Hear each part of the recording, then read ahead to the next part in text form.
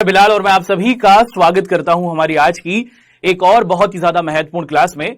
हम लोग अपनी क्लास 9th के प्यारे बच्चों के साथ बात कर रही हैं और क्लास 9th के प्यारे बच्चों के साथ बात करते हुए एक बहुत ही आपका महत्वपूर्ण अध्याय है दोस्तों, उसको हम लोग आप सभी के सामने रख रहे हैं। और इस चैप्टर का या फिर इस अध्याय का लेक्चर नंबर 2 हम लोग आप सभी के साथ डिस्कस करेंगे हमारी आज की इस क्लास में। जैसे आप सभी लोग देख पा रहे हैं, चैप्टर का नाम है अपवाह और इस चैप्टर का 1 लेक्चर या फिर लेक्चर नंबर 1 हम लोग डिस्कस कर चुके हैं। अपनी पिछली क्लास के अंदर हमने मुख्य तौर पर सबसे पहले आप सभी के साथ क्या डिस्कस किया था? हमने सबसे पहले आप सभी के साथ ये डिस्कस किया था कि आखिर अपवाह ये जो शब्द है इसका अर्थ क्या होता है, हमने ये देखा था।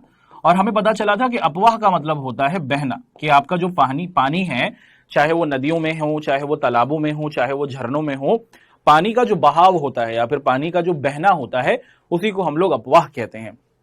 और भारत के अंदर आप देखते हैं कि हमारा ये जो पानी का बहाव है ये मुख्य तौर पर हमें नदियों में दिखता है। और हमने देखा कि हमारे भारत के अंदर मुख्य तौर पर 2 प्रकार की हमें नदियां दिखती हैं। एक नदी का जो प्रकार है उसे हम लोग कहते हैं हिमालय की नदियां। हिमालय की नदियों से तात्पर्य है ऐसी नदियां जो हिमालय के क्षेत्र से निकलती हैं। और आपको पता है कि हमारे पास हिमालय की 3 मुख्य नदियां हैं, है ना दोस्तों? आप सभी को याद होना चाहिए, हिमालय से निकलने वाली हमारी 3 नदियां हैं। एक को हम लोग कहते हैं सिंधु नदी, एक को हम लोग कहते हैं गंगा नदी और एक को हम लोग कहते हैं दोस्तों ब्रह्मपुत्र नदी, है ना? हमने अपनी पिछली क्लास के अंदर सिंधु नदी कहां से शुरू होती है, कितनी लंबी इसकी यात्रा होती है, ये कौन कौन से इलाकों में से गुजरती है और इसकी कौन सी सहायक नदियां हैं उनके बारे में डिस्कशन किया था। फिर ऐसे ही हमने गंगा नदी की कहानी को देखा था और फिर ऐसे ही हमने ब्रह्मपुत्र नदी की पूरी कहानी को देख लिया था। मुख्य तौर पर भारत में हमें 2 प्रकार की नदियां दिखती हैं, एक तो कहलाती हैं हिमालय की नदियां और दूसरे प्रकार की नदियां क्या है दोस्तों? क्या आपको याद है? आपको याद होना चाहिए दोस्तों, दूसरे प्रकार की जो हमारी नदियां हैं उसे हम लोग कहते हैं प्रायद्वीपीय नदियां। क्या कहा जाता है? इनको हम लोग कहते हैं प्रायद्वीपीय नदियां। और भारत में हम लोग क्या करेंगे, आप सभी के साथ अपनी आज की क्लास में मुख्य तौर पर इन्हीं प्रायद्वीपीय नदियों के बारे में डिस्कशन करने वाले हैं। चलिए जी, देखते हैं कि क्या पढ़ेंगे आज की क्लास में आप और हम क्या अध्ययन करने वाले हैं। हम लोग सबसे पहले प्रायद्वीपीय नदियों के बारे में पढ़ेंगे। प्रायद्वीपीय नदियों का मतलब क्या है कि भारत का अगर आप दक्षिण भाग देखें, ये जो हमारा दक्षिण भाग है दोस्तों, इसी को हम लोग प्रायद्वीपीय भाग कहते हैं। जो 3 तरफ से पानी से घिरा हुआ इलाका होता है उसे प्रायद्वीप कहा जाता है। तो हम लोग अपनी आज की क्लास में प्रायद्वीपीय नदियों की कहानी को देखेंगे। प्रायद्वीपीय नदियों के अंदर हमें दिखती है नर्मदा नदी, उसको पढ़ेंगे। उसी के साथ हमें दिखती है तापी नदी, उसके बारे में डिस्कशन करेंगे। हमें दिखती है गोदावरी नदी, उसके बारे में पढ़ेंगे। हम लोग पढ़ेंगे महानदी के बारे में। किसके बारे में दोस्तों? महानदी के बारे में। हम लोग बात करेंगे कृष्णा नदी के बारे में और उसी के साथ साथ हम लोग पढ़ेंगे कावेरी नदी के बारे में। और भारत के अंदर मौजूद, ध्यान से सुनिएगा, हमारे प्यारे भारत के अंदर मौजूद जो झीलें हैं, है ना दोस्तों? भारत के अंदर आपको झीलें भी दिख जाती हैं और भारत में हमें मीठे पानी की झील दिखती है, आपको खारे पानी की झील दिखती है ना? नमकीन पानी की झील दिखती है। ये झीलें क्या होती हैं भारत में, ये झीलें कहाँ मिलती हैं और झीलें बनती कैसे हैं उनको भी समझेंगे। तो आपके पेपर के संदर्भ में प्रायद्वीपीय नदियों वाला ये जो पॉइंट है ये बहुत ज्यादा महत्वपूर्ण है। हम प्रायद्वीपीय नदियों को पढ़ेंगे। यहाँ पर नर्मदा नदी, तापी नदी, गोदावरी नदी, महानदी, कृष्णा, कावेरी और भारत के अंदर मौजूद जो हमारी अलग अलग प्रकार की झीलें हैं उनका हम लोग डिस्कशन करने वाले हैं। इसी आशा और उम्मीद के साथ कि आप सभी बच्चे पूरे तौर पर तैयार होंगे और आप सभी के सामने किसी भी प्रकार का कोई कंफ्यूजन और कोई डाउट नहीं होगा। हम लोग अपनी आज की इस क्लास को शुरू करने वाले हैं। आप लोग पूरा का पूरा फोकस क्लास के अंदर रखिएगा और हर एक चीज को बहुत ही आसानी के साथ समझते रहिएगा। शुरुआत करते हैं दोस्तों। सबसे पहले हम लोग देखें कि मुख्य तौर पर ये जो हमारा प्रायद्वीपीय नदियां हैं ये हमें कहां मिलेंगी दोस्तों? ये हमें हमारे प्रायद्वीपीय भारत में मिलेंगी। और प्रायद्वीपीय भारत का मतलब है ऐसा इलाका जो 3 तरफ से आपको पानी से घिरा हुआ दिखता है। नीचे है हिंद महासागर, पश्चिम दिशा में है अरब सागर और इधर है बंगाल की खाड़ी। तो 3 तरफ से ये जो घिरा हुआ पूरा का पूरा इलाका है इसी को हम लोग प्रायद्वीप कहते हैं। और हमारे भारत के इस प्रायद्वीपीय भाग में आप बहुत सी नदियों को देखते हैं। एक एक कर आपकी ये जो महत्वपूर्ण नदियां हैं उनको हम लोग देखेंगे, है ना? तो हम देखते हैं कि प्रायद्वीपीय भारत मुख्य तौर पर आपको 3 तरफ से घिरा हुआ इलाका दिखता है। और यहां पर आप लोग देखते हैं कि हमें क्या दिखता है दोस्तों? आपको यहां पर 2 घाट दिख जाते हैं या फिर 2 तट दिखते हैं। इस तरफ वाला जो आपका क्षेत्र है इसे हम लोग पश्चिम दिशा कहते हैं और इस तरफ वाला जो आपका क्षेत्र है इसको आप लोग पूर्वी दिशा कहते हैं। तो यहां पर अगर आप ध्यान से देखें तो हम देख पा रहे हैं कि जो पश्चिमी तट के निकट आप क्या देखते हैं कि मुख्य तौर पर आप देखते हैं कि अधिकतर आपको क्या दिखता है, नदियों का आपकी शुरुआत हो रही है ना। अब देखिए, अगर हम लोग देखेंगे जो प्रायद्वीपीय हमारा भाग है, यानी कि जो हमारे प्रायद्वीपीय भाग के अंदर, इस पूरे के पूरे क्षेत्र के अंदर हमें अलग अलग प्रकार की नदियां दिखती हैं। ध्यान से सुनते हैं, अब तक हमने क्या पढ़ा। अब तक हमने ये देखा कि वो क्षेत्र जो तीन तरफ से पानी से घिरा होता है उसे हम प्रायद्वीप कहते हैं। जैसे आपका अरब सागर, आप क्या देखते हैं कि इंडियन ओशन और बंगाल की खाड़ी, ये तीन तरफ पानी है। तो बीच का ये जो पूरा का पूरा क्षेत्र है, इसको हमने क्या कहा दोस्तों, इसको हमने प्रायद्वीपीय भारत कहा। हमने फिर ये देखा कि प्रायद्वीपीय भारत में हमें दो तट दिखते हैं या फिर दो किनारे दिखते हैं। एक तट को हम लोग क्या कहते हैं दोस्तों, एक तट को हम लोग पश्चिमी तट कहते हैं, क्योंकि ये पश्चिम दिशा की ओर है, तो ये हमारा पश्चिमी तट हुआ। एक तट को हम लोग पूर्वी तट कहते हैं, क्योंकि ये हमारा पूर्वी दिशा की ओर है। फिर हमने यहां पर देखा कि मुख्य तौर पर जो हमारा प्यारा भारत है, आप देखते हैं कि हमारे प्रायद्वीपीय भाग के अंदर हमें जो महत्वपूर्ण नदियां दिखती हैं वो कौन कौन सी हैं, महानदी, गोदावरी, कृष्णा, कावेरी, और उसी के साथ साथ आप देख पा रहे हैं कि नर्मदा नदी, हमारी वो महत्वपूर्ण नदियां आपको दिखती हैं। ठीक, तो यहां पर अगर आप देख पा रहे हैं कि हमारी जो पूरी की पूरी नदियां हैं, कुछ नदियां आपको बंगाल की खाड़ी में गिरते हुए दिखती हैं और वहीं कुछ नदियां आपको अरब सागर में गिरते हुए दिखती हैं। तो एक एक कर इन सभी नदियों की विशेषताओं को आप सभी के साथ हम लोग डिस्कस करना शुरू कर देंगे। ठीक है दोस्तों, तैयार है? शुरुआत कर देते हैं प्रायद्वीपीय नदियों की, है ना। प्रायद्वीपीय नदियों की शुरुआत करते हैं। और अच्छा, एक चीज आपको याद रखनी है कि जैसे आपकी हिमालय की नदियां थी, जब आपकी हिमालय की नदियां समुद्र में गिर रही थी तो आप देखते हैं कि वो डेल्टा का निर्माण कर रही थी। कुछ ऐसा ही आप देखते हैं कि जो आपकी प्रायद्वीपीय नदियां होती हैं वो भी करती हैं। जब प्रायद्वीपीय नदियां क्या कर रही होती हैं, या तो अरब सागर में जाकर मिलती हैं या फिर बंगाल की खाड़ी में जाकर मिलती हैं, तो ये जहां पर जाकर मिल रही होती हैं, आप क्या देखते हैं कि ये डेल्टा का निर्माण करती हैं, कि ये नदी समुद्र में गिर रही है और समुद्र में गिरते समय ये अपनी बहुत सारी धाराएं या फिर बहुत सारे मुंह बना लेती है, उसी को हम लोग डेल्टा कहते हैं। तो आप देखते हैं कि मुख्य तौर पर जो हमारी ये नदियां हैं, ये समुद्र में जाकर मिलते समय क्या करती हैं दोस्तों, अपने बहुत सारे मुंह या फिर डेल्टा बना लेती हैं। ठीक, और अगर हम लोग देखें कि मुख्य तौर पर जो हमारी दो बड़ी नदियां हैं, ध्यान से सुनिएगा, ध्यान से सुनिएगा, ये आपको पता होना चाहिए कि हमारी दो नदियां हैं प्रायद्वीपीय भारत की, दो नदियां, एक है आपकी नर्मदा नदी और एक है आपकी ताप्ती नदी। ध्यान से सुनिएगा, ध्यान से सुनिए कि हमारी जो प्रायद्वीपीय भारत की दो नदियां हैं, एक तो नर्मदा नदी हुई और एक तापी नदी हुई, ये आपको किस दिशा में गिरती हुई दिखती हैं दोस्तों, ये आपको दिखती हैं पश्चिम दिशा में गिरती हुई। कि ये कहां पर गिरती हैं, ये अरब सागर के अंदर गिरती हैं। आपने देखा कि नर्मदा नदी यहां से शुरू हुई और उसके बाद आप देखते हैं कि ये पश्चिम में यानी कि अरब सागर में गिर गई। कुछ ऐसा ही आप देखते हैं कि जो तापी नदी है वो भी आपको अरब सागर के अंदर गिरती हुई दिखती है। प्रायद्वीपीय भारत की दो नदियां नर्मदा और तापी, ये क्या करती हैं, ये पूर्व से शुरू होकर, ध्यान से सुनिएगा, प्रायद्वीपीय भारत की दो नदियां मुख्य तौर पर आप देखिए पूर्व दिशा की तरफ से आ रही हैं। भारत जो हमारा प्रायद्वीपीय भारत है, इसकी दो नदियां नर्मदा और तापी पूर्व की दिशा से शुरू होते हुए पश्चिम की तरफ आती हैं। आप क्या देखते हैं कि पश्चिम की तरफ आती हैं और उसके बाद आप देखते हैं कि पश्चिम की तरफ आकर गिरती हैं और उसके बाद फिर ये अरब सागर में गिर जाती हैं। क्या करती हैं, ये अरब सागर में गिर जाती हैं। तो प्रायद्वीपीय भारत की दो नदियां हैं नर्मदा और तापी, ये आपको पूर्व से शुरू होते हुए पश्चिम दिशा में यानी कि आपको दिखता है कि अरब सागर में गिरते हुए दिखती हैं। इसके अलावा जितनी भी नदियां हैं, जैसे गोदावरी आपको दिख रहा है कि ये पश्चिम से शुरू होकर पूर्व में गिर जाती है। ऐसे ही कृष्णा पश्चिम दिशा से शुरू हो रही है दोस्तों, और आप देखते हैं कि ये पूर्व में जाकर गिर जाती है। ऐसे ही कावेरी नदी को आप देखते हैं दोस्तों, तो ये आपको पश्चिम से शुरू होते हुए दिखती है और ये पूर्व में गिरती है। तो प्रायद्वीपीय भारत की दो नदियां हैं जो आपको बंगाल की खाड़ी में गिरती हुई दिखती, आपको अरब सागर में गिरती हुई दिखती हैं, तापी और उसी के साथ नर्मदा। इसके अलावा जितनी भी हमारी नदियां हैं वो आपको बंगाल की खाड़ी में गिरते हुए दिखती हैं। अब एक एक कर हम हर एक नदी की विशेषता है उसको आप सभी के सामने रखते हैं। शुरुआत करते हैं नर्मदा नदी के बारे में। ठीक है दोस्तों, नर्मदा नदी की कहानी को डिस्कस करते हैं। नर्मदा नदी के बारे में जानना हमारे लिए बहुत ज्यादा आवश्यक है। और अभी हमने पीछे आपको क्या बताया, अभी हमने पीछे आपको ये बताया कि मुख्य तौर पर आपकी नर्मदा नदी हुई, उसी के साथ साथ आपकी तापी नदी हुई। ये दोनों नदियां अरब सागर में गिरती हैं। इसके अलावा प्रायद्वीपीय भारत की जो भी आपको नदी दिख रही है, कृष्णा हुई, गोदावरी हुई और महानदी हुई, ये सभी बंगाल की खाड़ी में गिरती हैं। ठीक है, और ये जो नदियां होती हैं हिमालय की नदियों की अपेक्षा छोटी होती हैं। प्रायद्वीपीय नदियां आकार में छोटी होती हैं और इनकी जो सहायक नदियां हैं वो भी आपको छोटी छोटी ही दिखती हैं। शुरुआत कर देते हैं दोस्तों, और यहां पर हम लोग मुख्य तौर पर नर्मदा नदी की विशेषताओं को आप सभी के साथ डिस्कस करते हैं। तो नर्मदा नदी जो है दोस्तों, सबसे पहले यही जानते हैं कि इसका उद्गम कहां से होता है। तो इसकी जो शुरुआत होती है वो अमरकंटक की पहाड़ियों से होती है। ये दोस्तों आप देख पा रहे हैं कि मध्य प्रदेश में आपको अमरकंटक की पहाड़ियां दिखती हैं, और अमरकंटक की पहाड़ियों से यहां पर आप देखते हैं कि हमारी नर्मदा नदी की शुरुआत हो जाती है। और फिर आप देख पा रहे हैं कि ये धीरे धीरे आगे बढ़ना शुरू करती है। किस दिशा की ओर जा रही है? ये ऊपर वाला क्षेत्र आपका उत्तर हुआ, ये आपकी पूर्व दिशा हुई दोस्तों, ये आपको पता है। इधर के इलाके को हम लोग दक्षिण कहते हैं, है ना, और इधर के क्षेत्र को हम लोग क्या कहते हैं दोस्तों? इस क्षेत्र को हम लोग पश्चिम कहते हैं। तो अगर मैं आपसे पूछूं ये किस दिशा में जा रही है, भाई नर्मदा नदी पश्चिम धारा की ओर बहती है। क्या करती है? अमरकंटक, मध्य प्रदेश की पहाड़ियों में आप देखते हैं कि अमरकंटक की जो पहाड़ियां हैं वहां से इसकी शुरुआत हो जाती है और फिर ये पश्चिम दिशा की ओर बहती है। और इधर पता है आपको कि पश्चिम दिशा में भारत में क्या दिखता है? आपको अरब सागर दिखता है। तो ये आपका पूरा का पूरा अरब सागर है, और फिर ये आपको अरब सागर में आते हुए दिखती है ना। आपको क्या दिखता है कि पश्चिम दिशा की ओर ये आपको बहती हुई दिखती है।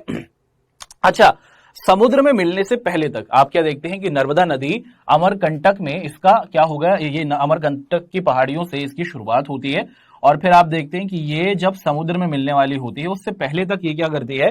ये बहुत ही दर्शनीय स्थलों का निर्माण करती है। दर्शनीय स्थलों का मतलब क्या होता है दोस्तों? ऐसी जगह जो आपको देखकर आप आश्चर्यचकित रह जाएं। बेसिकली ये क्या करती है? ये बहुत ही खूबसूरत झरनों का निर्माण करती है। ये आपको जो नर्मदा नदी दिखती है ये बहुत से खूबसूरत झरनों को या फिर जल प्रपात को बनाती है, उसको हम लोग देखेंगे, है ना। तो जबलपुर के निकट अगर आप देखेंगे, जो जबलपुर के निकट आप देखते हैं कि जो संगमरमर के शैल हैं, ये नदी गहरे गार्जों से बहती है।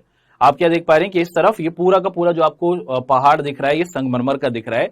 तो नर्मदा नदी आपको दिखती है कि संगमरमर को फाड़ते हुए, संगमरमर को चीरते हुए बहती है जबलपुर के निकट आकर, है ना। जबलपुर के निकट आकर आप देखते हैं कि ये जो नर्मदा नदी है ये मुख्य तौर पर संगमरमर के जो शैल हैं या फिर संगमरमर की जो चट्टानें हैं उनको चीरते हुए बहती है और गहरे गार्जों का निर्माण करती है। आपको पता है गार्ज का निर्माण क्या होता है? गार्ज मतलब कि जब पहाड़ों के बीच से आपकी नदी बह रही है तो ये आपकी नर्मदा नदी है, ये आपकी संगमरमर की चट्टानें हैं, और इन संगमरमर की चट्टानों के बीच से नर्मदा नदी बहती है और बहुत ही खूबसूरत ये आपको पूरा का पूरा क्षेत्र दिखता है। और आप क्या देखते हैं कि यहां पर जो ये नदी थी, यहां पर आपको इसकी ढाल भी आपको गिरती हुई दिखती है कि अब ये तेजी से बह रही होती है समानांतर दिशा में, और फिर आप देखते हैं कि एकदम ढलाव आने पर ये क्या करती है? खूबसूरत से प्रपात को बनाती है या फिर झरनों को बनाते हुए दिखती है। और इन्हीं में से एक प्रपात कहलाता है धुआंधार प्रताप, है ना। आप देख पा रहे हैं कि बहुत जबरदस्त तरीके से आपकी जो नर्मदा नदी है क्या करती है दोस्तों? आप देख पा रहे हैं कि बेहतरीन और खूबसूरत झरनों को बनाती है। लोग दूर दूर से इस झरने को देखने के लिए आते हैं। तो हम यहां पर बात कर रहे हैं नर्मदा नदी की। नर्मदा नदी की शुरुआत आपने देखी कि अमरकंटक मध्य प्रदेश से हुई, उसके बाद ये पश्चिम दिशा की ओर बहती है, उसके बाद आप देखते हैं कि अरब सागर में मिलती है। ये अरब सागर में मिलने से पहले बहुत से दर्शनीय स्थलों को बना देती है। ये जो संगमरमर की शैल हैं उनके बीच में से बहते हुए गार्जों को बनाती है, और आप देखते हैं कि ये धुआंधार प्रपात का भी निर्माण करती है या फिर धुआंधार झरने का भी निर्माण करती है। अच्छा, अब यहां पर हम लोग देखें कि नर्मदा जो है वो मुख्य तौर पर क्या है कि नर्मदा की जितनी भी सहायक नदियां हैं वो बहुत छोटी हैं। नर्मदा नदी की भी कुछ सहायक नदियां हैं, लेकिन आप क्या देखते हैं कि नर्मदा नदी ये जो आपको यहां से बहती हुई दिख रही है, मुख्य तौर पर आप देख पा रहे हैं ये आपकी पूरी की पूरी नर्मदा नदी आपको दिख रही है, और यहां पर जाकर ये आपको अरब सागर में गिरती हुई दिख जाती है। तो नर्मदा नदी के साथ भी कुछ छोटी सहायक नदियां होती हैं जो नर्मदा नदी को क्या करती हैं दोस्तों? मजबूती प्रदान करती हैं, है ना। और वो उसके समकोण में यानी कि इसके साथ बहती हैं और इसको क्या करती हैं? नर्मदा नदी को मजबूती प्रदान करती है। नर्मदा नदी मुख्य तौर पर भारत के मध्य प्रदेश के अमरकंटक पहाड़ी से ये शुरू होती है और उसके बाद गुजरात के कुछ भागों में आपको बहती हुई दिखती है। तो मध्य प्रदेश का हमारा क्षेत्र हुआ, और उसी के साथ आप देख पा रहे हैं कि जो हमारा गुजरात का क्षेत्र हुआ वहां पर आप लोग नर्मदा नदी को देखते हैं। अभी तक हमने भारतीय प्रायद्वीप की बहुत ही महत्वपूर्ण जो नदी है जिसका नाम है नर्मदा नदी, उसके बारे में पढ़ा। हमने देखा कि नर्मदा नदी की शुरुआत मध्य प्रदेश की अमरकंटक पहाड़ियों से होती है। ये नदी आपको क्या दिखता है दोस्तों? पश्चिम दिशा की ओर यानी कि अरब सागर में गिरती हुई दिखती है। समुद्र में गिरने से पहले आप देखते हैं कि ये खूबसूरत गार्जों को बनाती है, संगमरमर की चट्टानों को चीरते हुए बहती है और धुआंधार प्रपात को भी बनाती है यानी कि खूबसूरत झरनों को भी निर्मित करती है। और हमने देखा कि हमारा जो गुजरात और मध्य प्रदेश का क्षेत्र है वो आपको नर्मदा नदी के अंतर्गत दिखता है। क्लियर हुआ, है ना। और नर्मदा नदी के पास ही आप क्या देखते हैं कि स्टैचू ऑफ यूनिटी भी आपको दिखता है दोस्तों, है ना। चलिए अब आगे बढ़ते हैं। भारत के अंदर प्रायद्वीपीय भारत की एक और हमारी महत्वपूर्ण नदी है जिसको हम लोग किस नाम से पुकारते हैं? जिसको हम लोग कहते हैं तापी या फिर ताप्ती, आप इसे दोनों नाम से पुकार सकते हैं। इसको तापी नदी भी कहा जाता है और इसको ताप्ती नदी भी कहा जाता है। तो एक ही नदी के दो है नाम, आप इसको पुकार सकते हैं तापी या फिर ताप्ती। ठीक है, तो जैसे आप देखते हैं कि नर्मदा नदी आपको पश्चिम दिशा में जाती हुई दिख रही थी, कुछ ऐसा ही आप देखते हैं कि जो तापी या फिर ताप्ती नदी है वो भी पश्चिम दिशा की ओर ही बहती है और ये भी अरब सागर में जाकर गिरती है ना। तो आप देखते हैं कि जो तापी नदी है या फिर जो हमारी ताप्ती नदी है, ये भी मध्य प्रदेश के अंदर से ही इसकी शुरुआत होती है और मध्य प्रदेश का जो बैतूल जिला है वहां की सतपुड़ा श्रृंखलाओं से इसकी शुरुआत होती है। सतपुड़ा रेंजेस जो है, जो हमारे सतपुड़ा की पहाड़ियां हैं, वहां से आप लोग देखते हैं कि तापी नदी की शुरुआत होती है। अभी हम लोग बात कर रहे हैं तापी नदी के बारे में, है ना। और तापी या फिर जो आपकी ताप्ती नदी है, ये इसका जो उद्गम है वो सतपुड़ा रेंजेस जो आपको मध्य प्रदेश में दिखता है बैतूल जिला में, वहां से इसकी शुरुआत होती है और उसके साथ फिर ये पश्चिम दिशा की ओर बहने लग जाती है। अच्छा, अगर आप देखें तो ये नर्मदा के समानांतर बहती है। नर्मदा से आपको क्या दिखता है कि नर्मदा के साथ साथ आपको ये बहती हुई दिखती है। नर्मदा की तो लंबाई काफी बड़ी है, आप देखते हैं कि तापी नदी नर्मदा नदी के समानांतर ही आपको बहती हुई दिख जाती है। नर्मदा नदी के समानांतर ही आपको बहती हुई दिखती है। इसकी जो लंबाई नदी भी कहा जाता है। तो एक ही नदी के दो है नाम, आप इसको पुकार सकते हैं तापी या फिर ताप्ती। ठीक है, तो जैसे आप देखते हैं कि नर्मदा नदी आपको पश्चिम दिशा में जाती हुई दिख रही थी, कुछ ऐसा ही आप देखते हैं कि जो तापी या फिर ताप्ती नदी है वो भी पश्चिम दिशा की ओर ही बहती है और ये भी अरब सागर में जाकर गिरती है ना। तो आप देखते हैं कि जो तापी नदी है या फिर जो हमारी ताप्ती नदी है, ये भी मध्य प्रदेश के अंदर से ही इसकी शुरुआत होती है और मध्य प्रदेश का जो बैतूल जिला है वहां की सतपुड़ा श्रृंखलाओं से इसकी शुरुआत होती है। सतपुड़ा रेंजेस जो है, जो हमारे सतपुड़ा की पहाड़ियां हैं, वहां से आप लोग देखते हैं कि तापी नदी की शुरुआत होती है। अभी हम लोग बात कर रहे हैं तापी नदी के बारे में, है ना। और तापी या फिर जो आपकी ताप्ती नदी है, ये इसका जो उद्गम है वो सतपुड़ा रेंजेस जो आपको मध्य प्रदेश में दिखता है बैतूल जिला में, वहां से इसकी शुरुआत होती है और उसके साथ फिर ये पश्चिम दिशा की ओर बहने लग जाती है। अच्छा, अगर आप देखें तो ये नर्मदा के समानांतर बहती है। नर्मदा से आपको क्या दिखता है कि नर्मदा के साथ साथ आपको ये बहती हुई दिखती है। नर्मदा की तो लंबाई काफी बड़ी है, आप देखते हैं कि तापी नदी नर्मदा नदी के समानांतर ही आपको बहती हुई दिख जाती है। नर्मदा नदी के समानांतर ही आपको बहती हुई दिखती है। इसकी जो लंबाई है वो आपको काफी कम दिखती है ना। जो हमारी तापी नदी है ये छोटी है, इसकी जो लंबाई है आपको काफी कम दिखती है। ये नदी भारत के 3 राज्यों मध्य प्रदेश, गुजरात और महाराष्ट्र राज्यों से होकर गुजरती है। तापी नदी, इसकी जो शुरुआत है वो मध्य प्रदेश के सतपुड़ा रेंजेस से हो रही है। ये नर्मदा नदी के साथ साथ बह रही है, इसकी लंबाई काफी कम है और ये आपको मध्य प्रदेश, गुजरात और महाराष्ट्र राज्यों में बहती हुई दिखती है।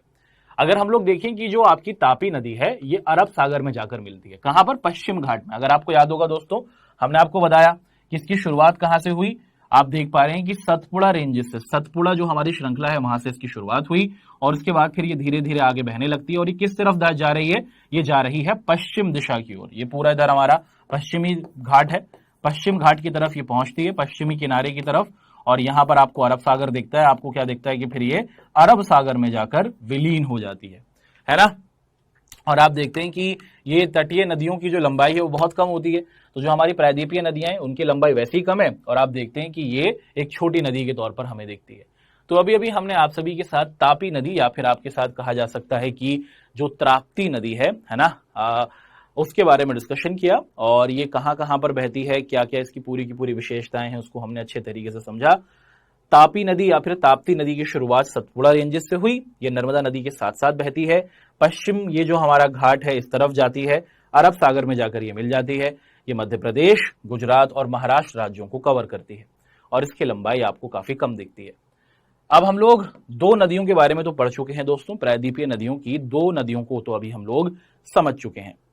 आगे बढ़ेंगे और यहां से अब हम लोग प्रायद्वीपीय भारत के अंदर मौजूद जो हमारी एक और प्रकार की नदी है जिसे हम लोग गोदावरी नदी के नाम से जानते हैं, उसको आप सभी के सामने डिस्कस करेंगे। तैयार हैं आप सभी लोग? तो बहुत अच्छे तरीके से, बहुत सीधे सरल तरीके से हम लोग आप सभी के साथ जो हमारी ये गोदावरी नदी है इसकी कहानी को डिस्कस करते हैं। ठीक है दोस्तों, चलिए स्टार्ट कर देते हैं। तो गोदावरी नदी है ना, गोदावरी नदी जो है दोस्तों ये पूरे का पूरा जो प्रायद्वीपीय भारत है उसकी सबसे बड़ी नदी है। गोदावरी नदी प्रायद्वीपीय भारत की सबसे बड़ी नदी है ना। आप देख पा रहे हैं दोस्तों कि ये जो गोदावरी नदी है ये आपको क्या दिखता है कि बहुत लंबी है। प्रायद्वीपीय भारत में जितनी भी नदियां हैं, नर्मदा, तापी, महानदी, कृष्णा, कावेरी, उनमें सबसे बड़ी और सबसे लंबी जो नदी दिखती है वो आपको गोदावरी नदी दिखती है। तो गोदावरी नदी आपको पूरे प्रायद्वीपीय भारत की सबसे बड़ी नदी दिखती है। कितनी बड़ी है भाई? इसकी जो लंबाई है वो 1500 किलोमीटर के आसपास है। तो आप देख पा रहे हैं कि 1500 किलोमीटर इस पूरी की पूरी नदी, गोदावरी नदी की आपको लंबाई दिख जाती है। इसकी शुरुआत कहां से होती है? इसका जो उद्गम होता है या फिर जो इसकी शुरुआत होती है वो महाराष्ट्र के नासिक जिले से होती है ना। आप देख पा रहे हैं कि महाराष्ट्र के नासिक जिले से इसकी शुरुआत होती है गोदावरी नदी की पश्चिम दिशा में, है ना। आप देख रहे हैं कि ये पश्चिम में पैदा होती है, पश्चिम दिशा में इसकी शुरुआत होती है और ये पश्चिम से कहां जाती है दोस्तों? आप देख पा रहे हैं कि ये पूर्व दिशा में जाकर बंगाल की खाड़ी में गिरती है। तो गोदावरी नदी आप देखते हैं कि ये प्रायद्वीपीय भारत की सबसे बड़ी नदी है। 1500 किलोमीटर इसकी पूरी की पूरी लंबाई आपको दिख जाती है और आप देखते हैं कि ये पश्चिम दिशा में शुरू होती है महाराष्ट्र के नासिक जिले से और उसके बाद फिर ये पूर्व की ओर बंगाल की खाड़ी की ओर बहना शुरू कर देती है। फिर ये पूर्व दिशा यानी कि बंगाल की खाड़ी में जाकर गिरती है। और आप देखते हैं कि ये जो प्रायद्वीपीय नदियां हैं, ये यहां पर इसका सबसे बड़ा उपतंत्र है कि गोदावरी नदी के साथ कुछ और छोटी छोटी नदियां भी मिल जाती हैं और ये गोदावरी नदी को क्या कर देती हैं? प्रायद्वीपीय भारत की सबसे बड़ी नदी बना देती हैं। ठीक है, तो प्रायद्वीपीय भारत की सबसे बड़ी नदी है हमारी गोदावरी नदी। 1500 किलोमीटर के आसपास इसकी लंबाई है। नासिक जिले से इसकी शुरुआत होती है, महाराष्ट्र से पश्चिम दिशा से ये बहना शुरू होती है और पूर्व में बंगाल की खाड़ी में जाकर आप देखते हैं कि ये गिरती है ना। तो आपकी गोदावरी नदी 1500 किलोमीटर के आसपास आपको दिख रही है लगभग। और यहां पर अगर हम लोग देखें कि ये कितने राज्यों को कवर करती है, भारत की किन किन राज्यों में गोदावरी नदी बहती है, उसको अगर हम लोग देखें तो जो आपकी गोदावरी नदी है ये आपको महाराष्ट्र में, है ना। आप देखते हैं कि गोदावरी नदी का लगभग 50% जो हिस्सा है ना, अकेली गोदावरी नदी 50% महाराष्ट्र में बहती है और उसी के साथ साथ आप मध्य प्रदेश में, उड़ीसा में और आंध्र प्रदेश में भी इसको बहते हुए देख सकते हैं। तो गोदावरी नदी महाराष्ट्र में 50% के करीब इसका क्षेत्र है, उसके साथ ये एमपी में भी है, मध्य प्रदेश में भी, उड़ीसा में भी और आंध्र प्रदेश में भी आप इसे बहते हुए देखते हैं। ये जो गोदावरी नदी है ना दोस्तों, इसकी कुछ सहायक नदियां भी हैं और इन सहायक नदियों के बारे में जानना बहुत जरूरी है क्योंकि पेपर में यहां से सवाल बनता है। गोदावरी नदी की कुछ सहायक नदियां भी हैं। ये जो पूरी की पूरी नदी आपको बहती हुई दिख रही है ये तो भाई हमारी गोदावरी नदी है, लेकिन गोदावरी नदी के साथ भी आप देखते हैं कि कुछ सहायक नदियां हैं जो इस नदी को क्या कर देती हैं दोस्तों? इस नदी को मजबूती प्रदान करती हैं और इस नदी को प्रायद्वीपीय भारत की सबसे बड़ी नदी बना देती हैं। गोदावरी नदी के बारे में हम यहाँ पर आपसे बात कर रहे हैं। कौन कौन सी हैं गोदावरी नदी की सहायक नदियां? चलिए देखते हैं। यहाँ पर नाम है पूर्णा, वर्धा, परिहंता, मांजरा, वैनगंगा और पैनगंगा। ठीक है, वैनगंगा, पैनगंगा, पूर्णा, उसी के साथ आप देख पा रहे हैं कि मांजरा, ठीक, उसी के साथ आप देख पा रहे हैं कि परिहंता। ठीक, तो ये जो सारी की सारी नदियां हैं ये आपको क्या दिखती हैं दोस्तों? गोदावरी नदी की सबसे बड़ी नदियां आपको दिख रही हैं। तो गोदावरी नदी आपको बहती हुई दिख रही है। गोदावरी नदी की ये सहायक नदियां हैं पूर्णा, वर्धा, परिहंता, मांजरा, वैनगंगा और पैनगंगा और ये सभी नदियां मिलकर गोदावरी नदी को बहुत बड़ी नदी के तौर पर बना देती हैं पूरे प्रायद्वीपीय भारत में, है ना।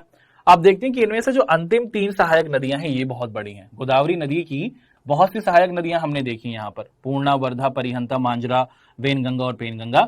इनमें से जो 3 नदियां हैं, जो सहायक नदियां हैं गोदावरी की, वो काफी आपको विस्तृत दिख जाती हैं, काफी बड़ी दिखती हैं, है ना। तो आपकी कौन कौन सी नदियां आप क्या देख पा रहे हैं कि वैनगंगा, पैनगंगा और उसी के साथ आप देखते हैं कि मांजरा, ये जो नदियां हैं ये हैं तो सहायक नदियां गोदावरी की, ये गोदावरी के साथ मिलकर गोदावरी को मजबूत करती हैं, लेकिन इन नदियों की भी आप देखते हैं कि जो लंबाई है वो काफी बड़ी है। अच्छा, गोदावरी नदी अपने बड़े आकार की वजह से और इतने बड़े विस्तार होने की वजह से 1500 किलोमीटर की इसकी लंबाई है टोटल, इसको क्या कहा जाता है? इसे दक्षिण भारत का गंगा भी कहा जाता है। दक्षिण गंगा के नाम से भी गोदावरी को पुकारा जाता है। जैसे पूरे भारत की जो सबसे बड़ी नदी है वो तो हमारी गंगा नदी है, ये आपको पता है। दक्षिण भारत या फिर जो हमारा प्रायद्वीपीय भारत है उसकी सबसे बड़ी नदी गोदावरी नदी है और इसी वजह से गोदावरी नदी को हम लोग दक्षिण गंगा के नाम से भी पुकारते हैं। इसको क्या कहा जाता है? इसको हम लोग दक्षिण गंगा के नाम से भी संबोधित करते हैं। तो अब तक हमने प्रायद्वीपीय भारत के अंदर मौजूद जो हमारी 3 नदियां हैं दोस्तों, हमने आप सभी के साथ नर्मदा नदी को देखा, उसी के साथ साथ हम लोगों ने आप सभी के साथ मुख्य तौर पर जो मौजूद हमारी तापी नदी या फिर त्राप्ती नदी है उसको डिस्कस किया और फिर हम लोगों ने आप सभी के साथ जो गोदावरी नदी है उसकी कहानी को पढ़ा।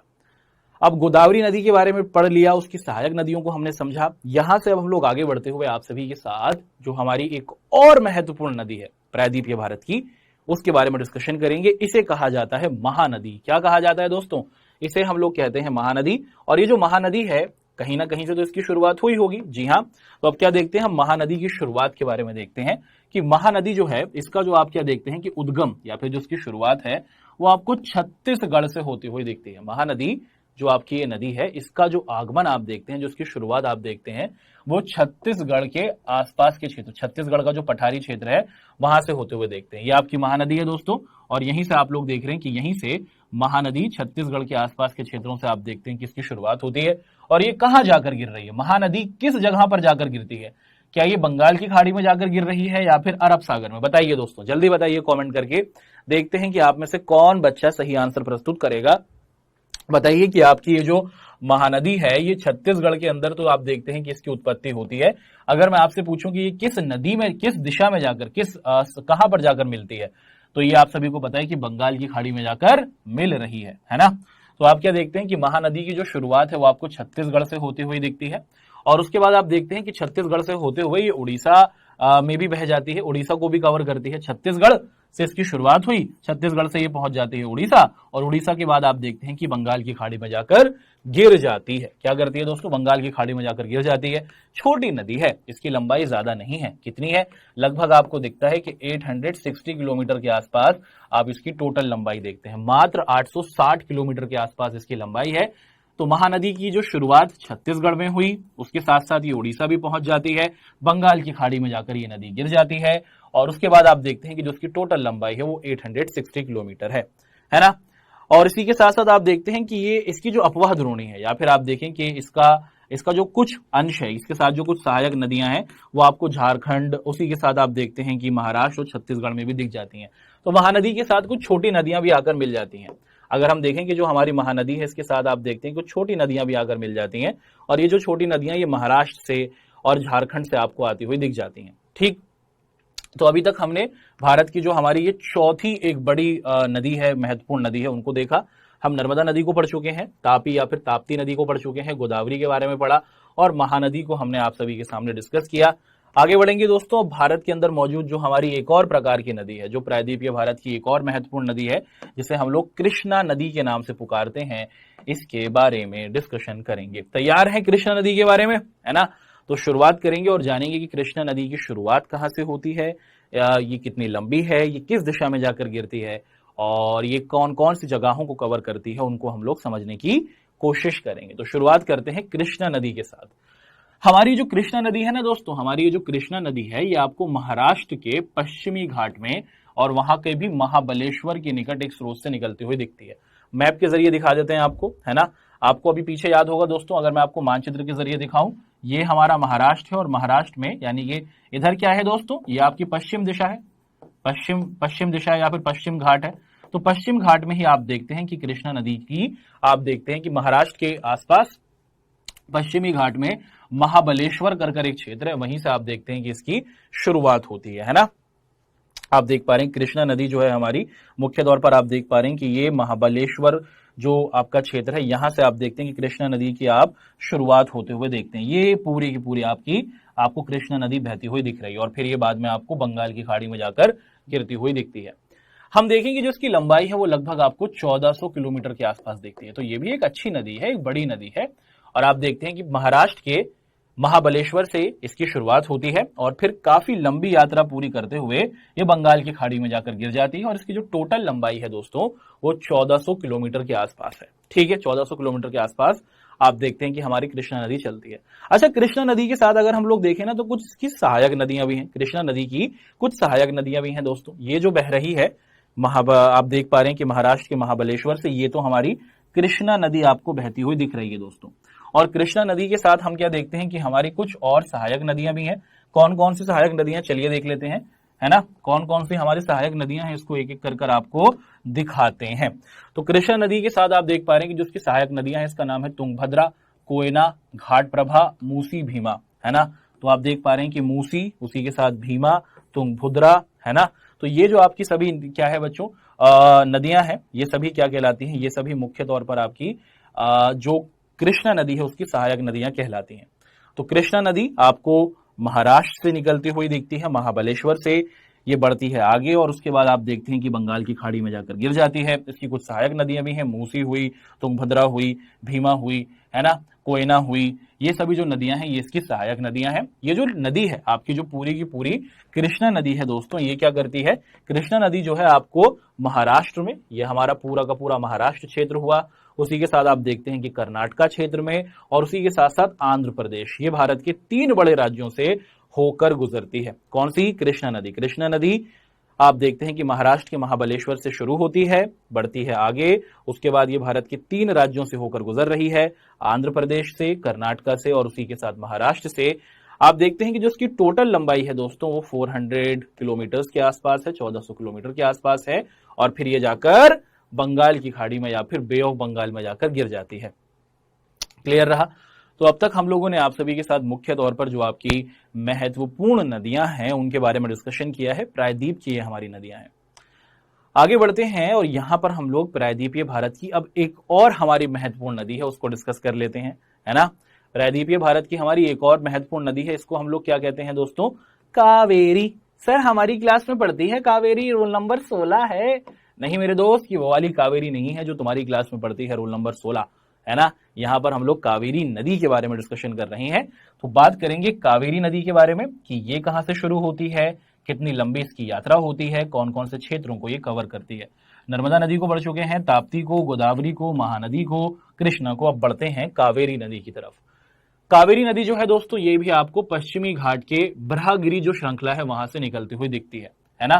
तो ये आपका क्या है दोस्तों, ये आपका पश्चिमी घाट है, ये आपका पश्चिमी घाट है, और पश्चिमी घाट से ही आप लोग देखते हैं कि यहीं से जो ब्रह्मगिरी की हमारी रेंजेस हैं, श्रृंखलाएं हैं, वहां से इसकी शुरुआत होती है। ठीक है, तो कावेरी नदी पश्चिम घाट से शुरू होती है, ब्रह्मगिरी की श्रृंखलाओं से, और उसके बाद आप देखते हैं कि ये तमिलनाडु के कुंडूल के तक पहुंच जाती है ना। तो पश्चिमी घाट में इसकी शुरुआत होती है और उसके बाद आप देखते हैं कि तमिलनाडु पहुंचती है, तमिलनाडु पहुंच गई और तमिलनाडु के कुंडूल जिले में जाकर आप देखते हैं कि ये बे ऑफ बंगाल यानी कि बंगाल की खाड़ी में जाकर गिर जाती है। ज्यादा बड़ी नदी नहीं है, 760 किलोमीटर टोटल जो इसकी लंबाई है वो 760 किलोमीटर आपको दिखती है ना। और कावेरी नदी के संदर्भ में हम देखें तो कावेरी नदी की कुछ सहायक नदियां भी आपको दिख जाती हैं। ये जो हमारी कावेरी नदी है इसकी कुछ आपको सहायक नदियां भी दिख जाती हैं दोस्तों। कौन कौन सी, आप देखते हैं कि अमरावती, भवानी, हेमावती और कबानी। ठीक है, तो आप देख पा रहे हैं कि अमरावती, भवानी, हेमावती और कबानी ये कुछ इसकी सहायक नदियां हैं कावेरी नदी की। और कावेरी नदी तमिलनाडु राज्य को, केरल और कर्नाटका को कवर करती है। दोबारा पीछे मानचित्र में मैं आपको दिखाता हूं ताकि कोई कंफ्यूजन आपके समक्ष बिल्कुल भी नहीं रहे।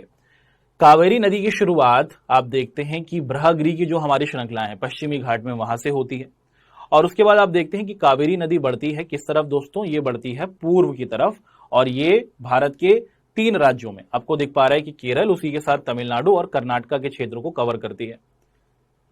उसी के साथ हम देखते हैं कि जो इसकी टोटल लंबाई है वो 600 किलोमीटर, 760 किलोमीटर के आसपास है, और इसके साथ कुछ सहायक नदियां भी होती हैं। आप क्या देखते हैं कि जो आपकी ये कावेरी नदी है इसके साथ कुछ सहायक नदियां भी हैं। कौन कौन सी, आप देख लीजिए, अमरावती, भवानी, हेमावती और कबानी।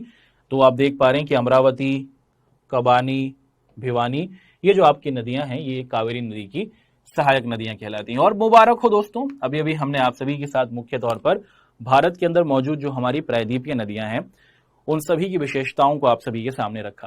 प्रायद्वीपीय नदियां, वो नदियां जो भारत के प्रायद्वीप में मौजूद होती हैं उनको प्रायद्वीपीय नदियां कहते हैं।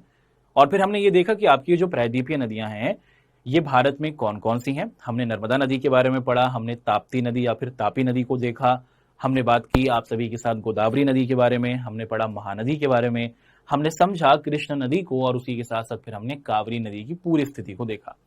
अब नदियों की कहानी तो यहां पर कंप्लीट होती है। नदियों के साथ साथ भारत के अंदर आपको झीलें भी दिख जाती हैं, है ना दोस्तों। अब ये झीलें क्या होती हैं, भारत में ये झीलें कहां कहां पर हमें दिखती हैं, और भारत में आपको अलग अलग प्रकार की झीलें दिख जाती हैं। इन्हीं को हम लोग अब समझने की कोशिश करेंगे। सबसे पहले समझेंगे झील क्या होती है।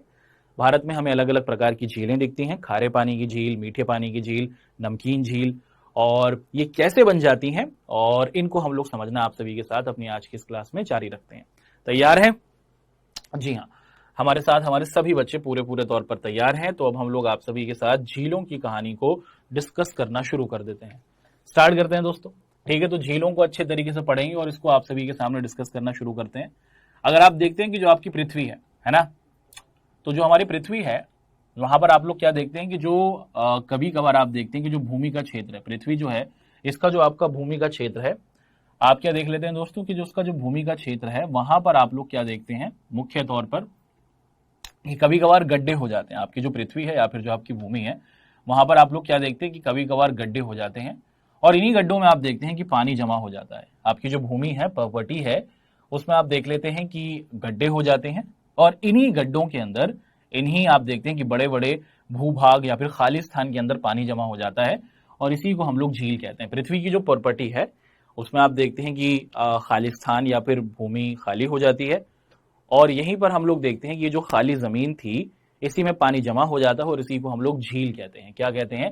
इसी को हम लोग झील कहते हैं। देखिए कि एक नदी बह रही है, ध्यान से सुनिएगा, एक नदी बह रही है और नदी के बराबर में ही यहाँ पर क्या हुआ, एक थोड़ा सा खाली स्थान था। नदी का कुछ पानी इस खाली स्थान में आकर जमा हो गया। नदी तो आगे बह गई लेकिन जो पानी था वो उस खाली स्थान में जमा हो गया। इसी को हम लोग क्या कहते हैं दोस्तों? इसी को हम लोग झील के नाम से पुकारते हैं। तो हमने झील क्या होता है उसको हमने देखा। भारत के संदर्भ में अगर हम लोग देखें तो हमें बहुत सारी प्रकार की झीलें दिख जाती हैं। भारत में हमें बहुत सारी झीलें दिखती हैं दोस्तों और ये एक दूसरे से आकार में यानी कि इनका आकार अलग अलग है और इनके अंदर जो इनके लक्षण है यानी कि जो इनकी कैरेक्टरिस्टिक्स हैं, जो विशेषताएं हैं वो भी बहुत आपको अलग दिखती हैं। तो भारत के अंदर आप मुख्य तौर पर देख पा रही हैं कि हमारे पास जो झीलें हैं वो अलग अलग आकार की और उसी के साथ साथ अलग अलग लक्षणों वाली दिख जाती हैं। अधिकतर जो भारत के अंदर झीलें हैं दोस्तों, अधिकतर जो हमारी भारतीय झीलें हैं वो आपको स्थायी दिखती हैं। इसका मतलब क्या है कि वो परमानेंट है यानी कि साल के 12 महीने वो आपको दिख जाती हैं। लेकिन कुछ ऐसी झीलें होती हैं जो बारिश के समय ही अपने अंदर पानी को रखती हैं। जब बारिश होता है तो ये झीलों में पानी होता है, वरना तो ये आपकी झीलें आपको सूखते हुए दिख जाती हैं। अभी अभी हमने आप सभी के साथ मुख्य तौर पर झीलें क्या होती हैं उनको देखा है ना, झीलों के अर्थ को जाना। फिर हमने ये देखा कि भारत के अंदर भिन्न भिन्न प्रकार की झीलें हैं, इनका आकार और इनके लक्षण बिल्कुल अलग होते हैं। और भारत में कुछ ऐसी झीलें हैं जो आपको स्थायी यानी कि साल के 12 महीने पानी रखते हुए दिखती हैं और कुछ झीलें हैं जब बारिश होती है तभी उनमें पानी होता है, अन्यथा वो झील आपको सूखी हुई दिखती है। शुरुआत करते हैं दोस्तों और यहां से अब हम लोग झीलों की जो हमारी ये कहानी चल रही है इसको आगे बढ़ाते हैं। अच्छा, यहां पर आप देखें कि हमारे प्यारे भारत में कुछ ऐसी झीलें आपको दिखती हैं जिनका निर्माण आप देखते हैं कि हिमानियों से। हिमानियों का मतलब क्या होता है कि बर्फ की चादरों की तरफ से हुआ। आप क्या देखते हैं कि बर्फ पिघली और बर्फ पिघलने के बाद आप देखते हैं कि वो एक जगह पर उसका पानी जमा हो गया और इससे आप देखते हैं कि एक झील बन गई। तो भारत में आप देखते हैं कि एक तो झील जो निर्मित हो रही है वो निर्मित हो रही है मुख्य तौर पर कि जो आपकी बर्फ थी, बर्फ पिघली और वो एक खाली स्थान पर आकर जमा हो गई और उसी से हमने क्या देखा दोस्तों? उसी से हमने मुख्य तौर पर अपनी जो झील थी उसे निर्मित होते हुए देखा। इसके अलावा अगर हम लोग देखें दोस्तों, इसके अलावा अगर हम लोग देखें कि जो झीलों का निर्माण है वो मुख्य तौर पर हवाओं के जरिए, नदियों के जरिए और मानवीय क्रियाकलापों के द्वारा भी होता है। मनुष्य भी क्या करता है कि नदी बह रही है और मनुष्य क्या करता है, नदी के पानी को एक जगह पर इकट्ठा करने की कोशिश करता है और झील बनाने की कोशिश करता है। तो कुछ झीलें आप देखते हैं कि प्राकृतिक तौर पर निर्मित होती हैं कि बर्फ से पानी अलग होकर खुद ब खुद किसी जगह पर जमा हो गया, तो ये तो प्राकृतिक तौर पर आप देखते हैं कि झील बनी है। कुछ ऐसी झीलें होती हैं जिसको मानव खुद बनाते हैं कि एक नदी बह रही है और इस नदी के अंदर आप देखते हैं कि पानी मौजूद है और मनुष्य क्या करता है दोस्तों, इसी पानी को डायरेक्शन बदल देता है और छोटे जगह पर इसको इकट्ठा कर लेता है, झील बना लेता है। तो मनुष्य भी क्या करता है, आप देखते हैं कि झीलों को निर्मित करता है ना।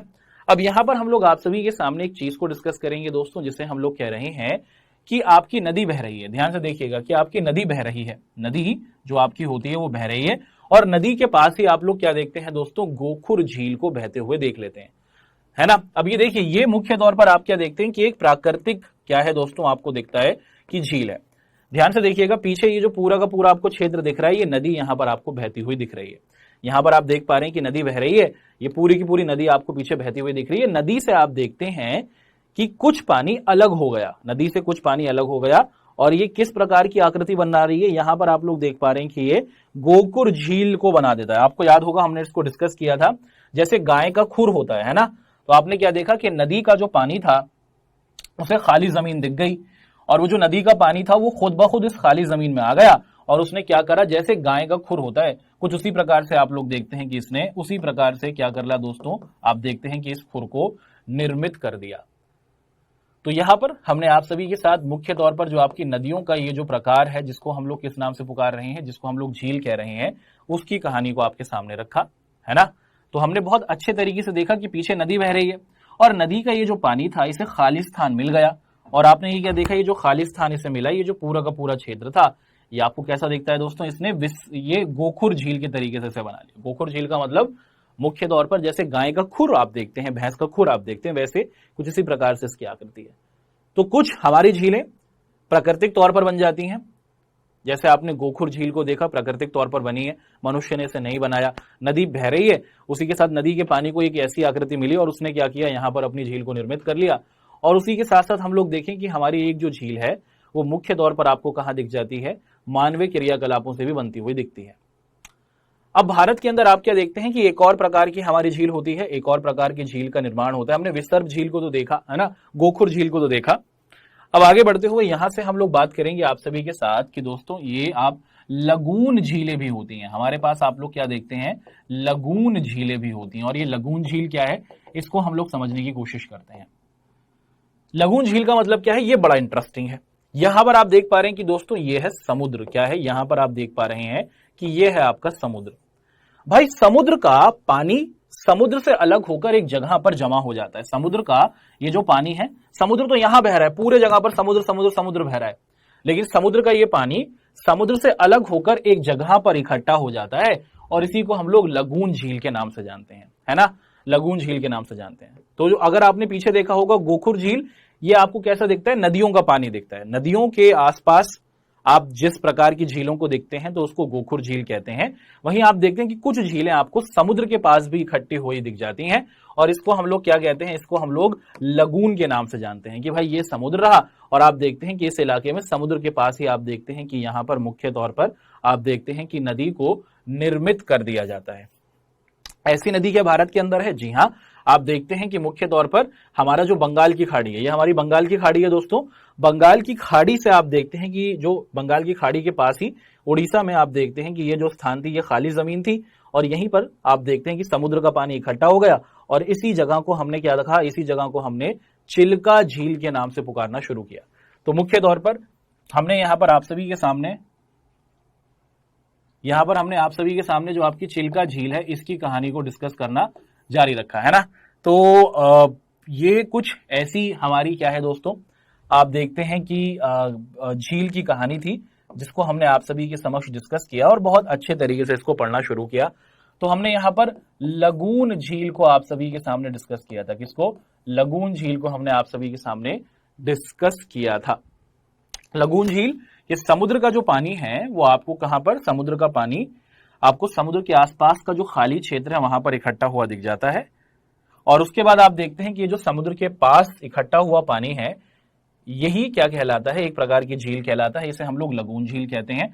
भारत की जो चिल्का झील हुई जो उड़ीसा में आपको दिखती है, पुलिकट झील हुई, कुलूरू झील हुई, ये आपकी इसी प्रकार की झील है। अगर मैं आपसे पूछूं कि लगून झील का जो पानी होगा उसका स्वाद कैसा होगा, क्या आप बताएंगे? समुद्र का पानी है दोस्तों, तो आप सभी को पता होना चाहिए कि इसका जो पानी होता है वो खारे रंग का होता है। लगून झील का जो आप पानी देखते हैं वो आपको खारे रंग का दिखता है। तो लगून झील की जो हमारी विशेषता है इसको तो हमने अच्छे तरीके से समझा। अब इसी के साथ साथ हम देखते हैं कि कुछ हमारी जो झीलें होती हैं वो आपको कैसे दिखती हैं। हमने गोखुर झील को पढ़ा और लगून झीलों को पढ़ा, और लगून झीलों का जो पानी है क्योंकि समुद्र से आ रहा है दोस्तों, तो इसी वजह से हम देखते हैं कि इसका जो पानी होता है वो मुख्य तौर पर खारा हमें दिखता है, जैसे समुद्र का पानी होता है। अब यहां पर हम देखते हैं अंतरदेशीय भागों वाली झीलें जो कभी कभी हमें मौसमी तौर पर भी दिख जाती हैं, है ना, कि मौसम के अनुरूप आप देखते हैं कि कुछ हमारी झीलें निर्मित हो जाती हैं। जैसे आप देखते हैं कि जो राजस्थान है ना, राजस्थान हमारा क्षेत्र, यहां पर आप देखते हैं कि सांबर इलाका है, सांबर झील, राजस्थान में हमें सांभर झील दिख जाती है। ये जो है छोटी सी, इसे ही हम लोग क्या कहते हैं दोस्तों, सांभर झील कहते हैं। और मौसम की वजह से, जलवायु की वजह से आप लोग देखते हैं कि ये जो झील है इसके अंदर जो पानी होता है ना वहां पर आप लवणता की मात्रा को देखते हैं। यहां पर जो आपका पानी है सांबर झील के आसपास का, इस पानी के अंदर हम लवणता की मात्रा को ज्यादा देखते हैं और यहीं से आप क्या देखते हैं कि इसी सांबर झील से क्या किया जाता है दोस्तों, मुख्य तौर पर हम लोग नमक भी बना लेते हैं। तो हमारी आपको ऐसी झील भी दिख रही है जो समुद्र से अलग हो जाती हैं, जिसे हम लगून कह रहे हैं, जिसका पानी खारा होता है। वहीं हम एक ऐसी झील को भी देख रहे हैं जो मौसम के अनुरूप बनती है, जैसे आपकी राजस्थान की ये आपकी सांभर झील हुई, कि मौसम की वजह और जलवायु की वजह से इस क्षेत्र के अंदर जो पानी है उसमें लवणता की मात्रा ज्यादा होती है, नमक होता है और इसी वजह से यहां से इस पानी से नमक को निकाला जाता है बड़ी मात्रा में। एक और प्रकार की आप क्या देखते हैं कि हमारे पास झील होती है दोस्तों, उसे हम लोग क्या कहते हैं वो देखते हैं। हमारे पास ना मीठे पानी की भी अधिकांश झीलें मौजूद हैं। जैसे मैंने आपको बताया था ना कि हिमालय से आपकी नदियों का पानी अलग हो जाता है, और उसी के साथ साथ हम लोग देखते हैं कि हिमालय से जो हमारी नदियों का पानी अलग हो जाता है उसी को हम लोग क्या कहते हैं, उसी को हम लोग मीठे पानी की झील के तौर पर जानते हैं। जैसे हमारा जम्मू कश्मीर का आप इलाका देखते हैं, वहां पर जो वूलर झील है उसे हम लोग क्या कहते हैं, उसे हम लोग भारत की मीठे पानी की प्राकृतिक झील कहते हैं। जैसे यहां पर अगर आप लोग देखें कि यहां पर ना बर्फ जमा हुई थी, यहां पर बर्फ जमी हुई थी, इस हिमालय के भाग से बर्फ पिघली और ये जो क्षेत्र था ये खाली जमीन थी, है ना। तो आप देखते हैं कि ये वूलर झील है, ये वूलर झील है दोस्तों, मीठे पानी की झील है। बर्फ यहां पर मौजूद थी, इस पहाड़ पर बर्फ पिघली और बर्फ पिघलने के बाद आप देखते हैं कि इस जगह पर बर्फ का पानी इकट्ठा हो गया और इसी से एक झील बन गई जिसे हम लोग मीठे पानी की झील कह रहे हैं या फिर वूलर झील कह रहे हैं। तो भारत में आप देखते हैं कि जो हमारा जम्मू कश्मीर इलाका है वहां पर हमें वूलर झील दिखती है। इसी के साथ जो हमारा भीमताल है, नैनीताल है, लोकताल है, बड़ा पानी है, कुछ ऐसे हमारे क्षेत्र हैं जहां पर हमें इसी प्रकार की झीलें दिख जाती हैं। तो अभी अभी हमने आप सभी के समक्ष मुख्य तौर पर जो आपकी झीलों की कहानी है उसको रखा और बहुत अच्छे तरीके से झीलों की कहानी को आप सभी के सामने रखा। हमने मीठे पानी की झीलों के बारे में पढ़ा, हमने खारे पानी की झील के बारे में जिसे लगून कहा जा रहा है, हमने गोखुर झील को देखा और हमने जो आपकी नमक वाली लवड़िये झील है उसके बारे में डिस्कशन किया। आगे बढ़ेंगे दोस्तों, डिस्कशन करेंगे कि पढ़ा क्या है आज की हमारी इस क्लास में हमने प्रायद्वीपीय नदियों के बारे में डिस्कशन किया, हमने नर्मदा नदी को पढ़ा, हमने तापी नदी को पढ़ा, हमने गोदावरी नदी को पढ़ा, हमने कृष्णा कावेरी नदी को पढ़ा, हमने महानदी के बारे में देखा और उसी के साथ साथ भारत के अंदर मौजूद जो हमारी झीलें हैं उसके बारे में हमने डिस्कशन किया। आगे बढ़ते हैं और आप सभी के साथ अब हम लोग क्विज के जो आपके क्वेश्चंस होंगे उनको एक एक कर आप सभी के सामने डिस्कस करेंगे। तैयार हैं? तो सबसे पहला सवाल आज की क्लास का आपके सामने है कि ये जो धुआंधार जलप्रपात है ये किस नदी पर स्थित है। जल्दी से आपको इसका आंसर दे देना है ना, कि आपका ये जो धुआंधार जलप्रपात है ये आपको किस नदी पर स्थित दिखता है।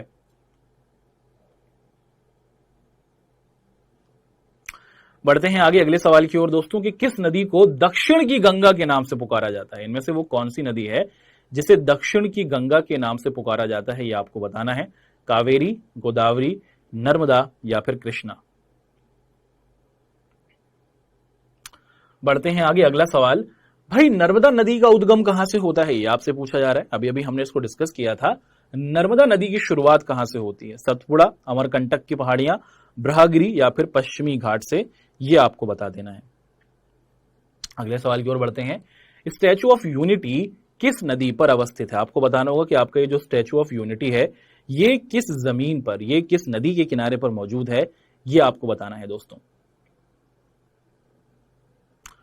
अगला सवाल, कि वूलर झील निम्नलिखित में से किस राज्य में स्थित है? वूलर झील जो है ये आपको भारत के किस राज्य के अंदर मौजूद दिखती है, ये आपको प्रस्तुत करना है, अपने आंसर को बताना है।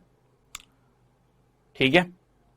अगला सवाल, कि निम्नलिखित में से कौन सी एक लवणीय जल वाली झील होगी? सांभर झील, वूलर झील, डल झील या फिर गोविंद सागर झील।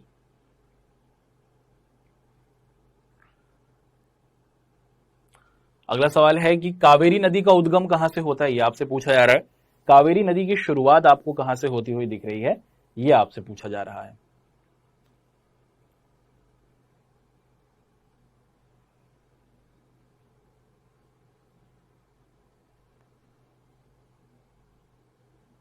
चलिए एक एक कर क्या करते हैं, आप सभी के साथ चलते हैं पीछे और डिस्कशन करते हैं अपने जो भी हमने अभी तक क्विज के क्वेश्चंस देखे हैं उनको आप सभी के समक्ष हम लोग क्या करते हैं दोस्तों, समझने की कोशिश कर लेते हैं। तो अब तक हमने आप सभी के साथ मुख्य तौर पर हमारी जितनी भी क्या देखें थी, झीलें थी, और उसी के साथ साथ आप देखते हैं कि हमारी जितने भी मुख्य तौर पर क्वेश्चन थे उनको देखा। एक एक करके इनके आंसर्स देख लेते हैं दोस्तों। सबसे पहले पूछा गया कि आपका ये जो धुआंधार जलप्रपात है ये किस नदी पर स्थित है, और आप सभी को बताया कि जो हमारी नर्मदा नदी है ये खूबसूरत दर्शनीय स्थलों को बनाती है, झरनों को बनाती है, और धुआंधार जलप्रपात इसी नदी पर मौजूद है। अगला सवाल, किस नदी को दक्षिण की गंगा के नाम से पुकारा जाता है? दक्षिण की गंगा जो 1500 किलोमीटर के आसपास की है इसको कहा जाता है, और हमारे प्रायद्वीप की जो सबसे बड़ी नदी है गोदावरी नदी, इसी को हम लोग दक्षिण की गंगा के नाम से पुकारते हैं। अगला सवाल था कि नर्मदा नदी का उद्गम कहां से होता है। नर्मदा नदी जो है ये आपको अमरकंटक की जो आपकी पहाड़ियां हैं मध्य प्रदेश में, वहां से आप देखते हैं कि इसका उद्गम होता है। अगला सवाल, statue of unity, Sardar Patel जो भारत के आयरन मैन कहलाते हैं, लोह पुरुष, उनकी जो मूर्ति है वो किस नदी के किनारे पर है, ये आपसे पूछा जा रहा है, तो आपको नर्मदा नदी के किनारे पर दिखती है। अगला सवाल, वूलर झील निम्नलिखित में से किस राज्य में है। ये जो आपकी वूलर झील है ये आपको किस राज्य में दिखती है दोस्तों, ये हमें दिखती है हमारी जम्मू कश्मीर राज्य के अंदर। अगला सवाल, निम्नलिखित में से कौन सी हमारी लवणीय जल वाली झील है। तो जो हमारी लवणीय यानी कि जिसके अंदर आपको नमक की उपस्थिति दिख जाती है, इस नदी का नाम है सांभर झील, जो हमें राजस्थान में दिखती है। और कावेरी नदी का उद्गम कहां से होता है दोस्तों, आप सभी को पता है कि कावेरी नदी का उद्गम पश्चिमी घाट से होता है, और पश्चिमी घाट में ये जो हमारी ब्रह्मगिरी की श्रृंखला है वहां से आप देखते हैं कि इसकी शुरुआत होती है। तो अभी तक हमने आपके साथ अपनी आज की क्लास के जो क्विज के क्वेश्चंस हैं उसको डिस्कस किया। बढ़ते हैं आगे और आप सभी के सामने ये जो आपके होमवर्क के क्वेश्चंस होंगे उसको डिस्कस करेंगे। और आपके होमवर्क के ये जो क्वेश्चंस होंगे ये आपको यहाँ पर मिल जाएंगे, आप लोग इनको जरूर देखिएगा और बहुत अच्छे तरीके से आपकी जो होमवर्क के क्वेश्चंस आपको दिए जाएंगे इनको जरूर कीजिएगा। आगे बढ़े दोस्तों, डिस्कशन करेंगे कि अपनी नेक्स्ट क्लास के अंदर हम लोग क्या करने वाले हैं। अपनी नेक्स्ट क्लास के अंदर हम लोग इसी अध्याय को करेंगे कंटिन्यू, अपवाह वाले चैप्टर को, और अपवाह वाले इस भाग को, इस चैप्टर को कंटिन्यू करते हुए नदियों का अर्थव्यवस्था में क्या महत्व होता है ये देखेंगे, और उसी के साथ साथ नदियां कैसे प्रदूषित हो रही हैं और नदियों के प्रदूषित होने के क्या क्या कारण हैं उनको देखेंगे, और इसको कैसे बचाया जा सकता है, इनका क्या बचाव हो सकता है ये भी समझने की कोशिश करेंगे। अब इसी आशा और उम्मीद के साथ कि आप सभी बच्चों को हमारी आज की क्लास पसंद आई होगी, आप लोगों से मुलाकात करेंगे अपनी नेक्स्ट क्लास में और डिस्कशन करेंगे इसी चैप्टर अपवाह को, और बहुत अच्छे तरीके से नदियां किसी देश की व्यवस्था में उस देश को आगे बढ़ाने में क्या योगदान देती हैं उसको देखेंगे, और नदी प्रदूषित जो हो रही हैं इसकी क्या कहानी है उसको आपके सामने डिस्कस करेंगे। अब इसी आशा और उम्मीद के साथ कि आप सभी बच्चे अपना ध्यान रखेंगे, मैं आप लोगों से लेता हूं विदा। आप सभी का हमसे जुड़ने के लिए बहुत बहुत धन्यवाद।